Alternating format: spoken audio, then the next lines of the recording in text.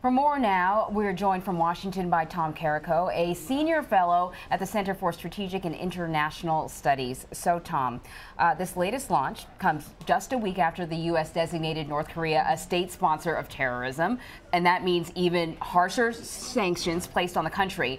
So at this point, what can the U.S. do in response to this test? It seems like the U.S. has gone as far as it can go. Well, if you're referring to kind of the diplomatic path, yeah. We've seen that movie before. We've issued every denunciation and condemnation, and that's accomplished virtually nothing in terms of impeding their missile or nuclear development.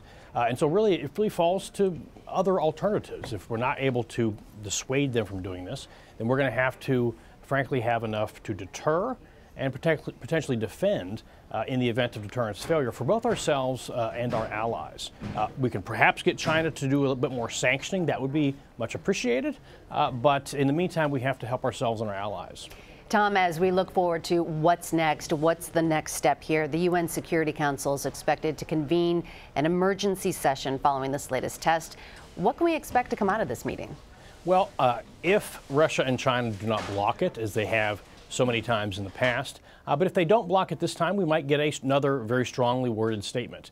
The best that one might hope that would get in the wake of that is if China were to actually use its economic leverage to try to cut off North Korea in some ways economically and make it hurt where they can. China has a lot more leverage. So far, we've not persuaded China to make it their problem.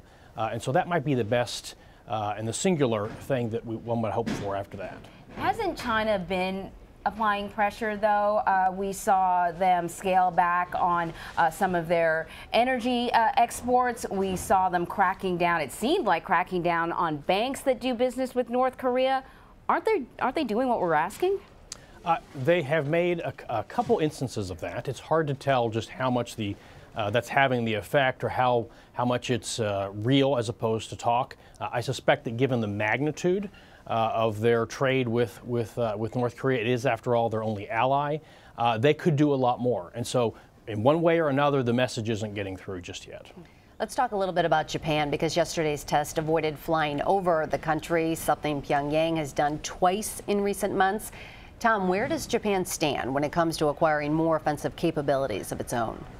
Well, you know, Japan, of course, is bound by its pacifist constitution. That historically has been a good thing. But in recent years, Prime Minister Abe and, of course, the Japanese government have been kind of reevaluating how exactly to interpret that constitution in terms of what self-defense, what simple self-defense means. If we were next door to North Korea, we'd probably want a lot more in the way of strike capability and that sort of thing.